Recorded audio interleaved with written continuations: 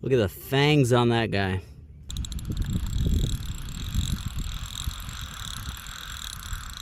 Oh my God, oh my God. This is a secret little pond. Jets off of a well-known creek that is loaded with alligator gar. So I'm thinking if we throw a bait out there, we might get one. But not just any bait, special bait. You're gonna love what I have in here. I have to be extremely careful with this. I have a gorgeous, unfortunately deceased rattlesnake. Look at that, western diamondback rattlesnake. A beautiful but quite dangerous animal. If you cruise the right road long enough, eventually you're gonna find one that has been run over. It just takes time and patience. I've been cruising the same roads for weeks and sure enough, found one. Look at the fangs on that guy. Quite remarkable, yeah? Look at that, the venom coming out of his fangs there at the end. See that on my knife? Oh my God. And we're gonna see if a fish will take a dead rattlesnake.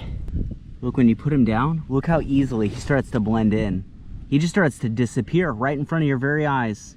Remarkable. You guys can see that little drop of venom on that blade. Incredible. You even get just a bit of that in your system and the rest of your year is Gonna be using an alligator gar leader with a circle hook, my own design, a modified circle hook, 400-pound Kevlar braid, and a very, very powerful swivel capable of holding a strain of over hundreds and hundreds of pounds.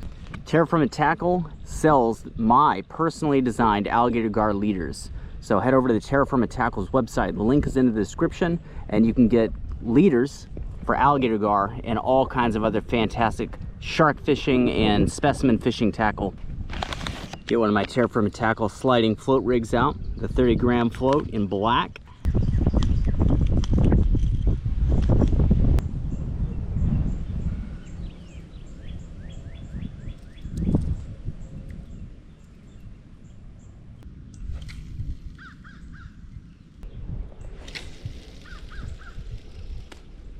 Beautiful.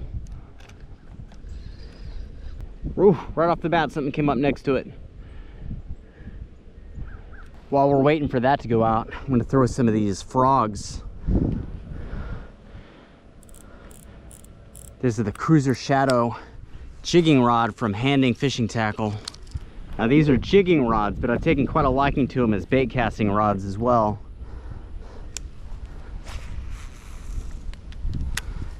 Frogs are well suited for this kind of zone. Oh yeah, right away, there's something right there, hang on. Something right there actually.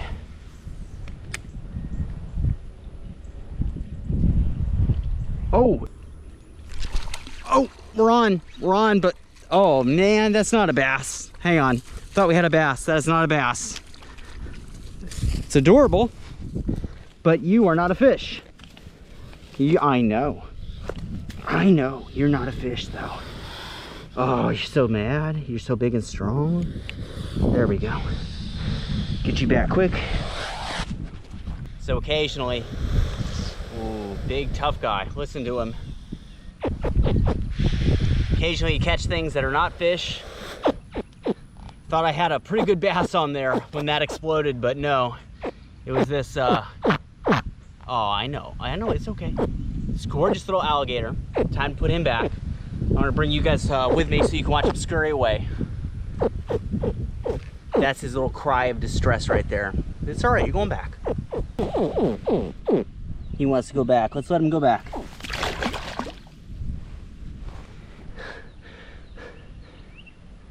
Very beautiful animal, cute little guy. I thought we were on like a big fish. Oh man. Okay, well, you know, I shouldn't be surprised. This is the type of area they love. Topwater frogs bring out big fish, but sometimes they bring out other predators too. Just a part of living in the South, yeah? Oh yeah, we're on. Oh man, that's not a gar though. That's not a gar. Just a good old-fashioned alligator. Oh man, thought we were on a huge alligator gar, and look at this. That is an alligator, his namesake. Let's see how close we can get.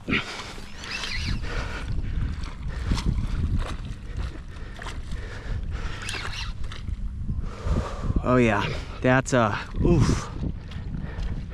That is not the animal I was hoping for. That's his namesake. Oh, oh my God, oh my God. Oh yeah, that's a big animal right there. Definitely not what I was hoping for. Oh my goodness. But, damn it, the landing rope is all the way up there. No, you don't. You stay here. If he gets any kind of leverage and starts to, yikes, yikes, yikes, yikes, yikes. Stay here. Stay here. Gotcha.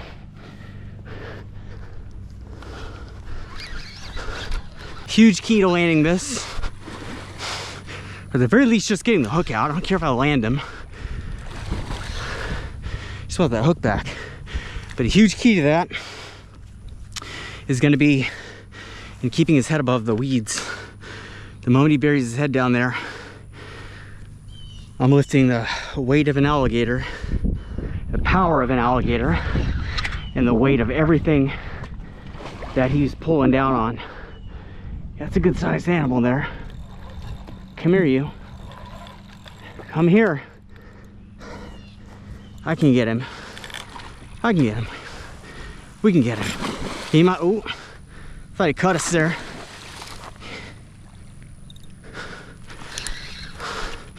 Come here, you. Come here, you.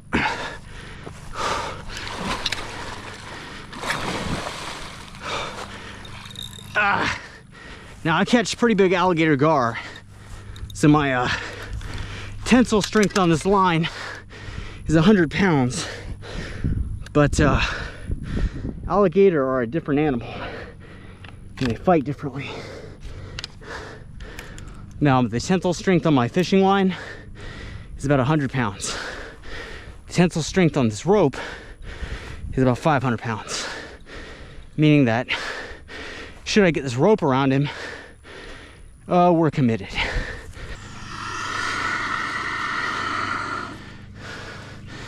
All right, well, what you're supposed to do when you catch an alligator like this is cut the line. I was trying to avoid that because I don't want him swimming around with a hook in his mouth, but we might not have a choice. Could wrangle this alligator, but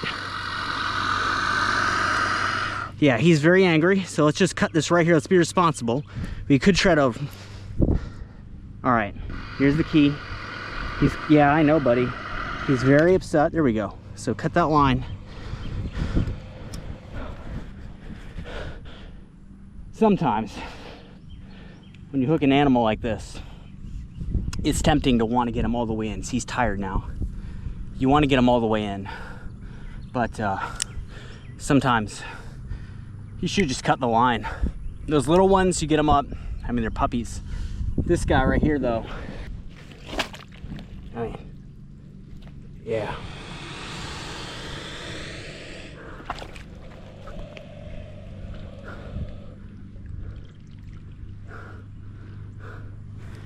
It's a bit unfortunate.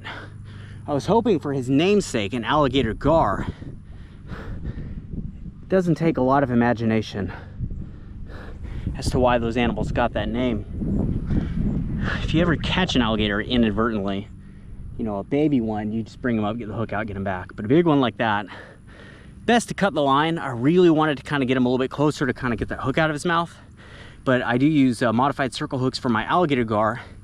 And because a very similar animal took the bait, it hooked him in a very similar spot on the side of the mouth.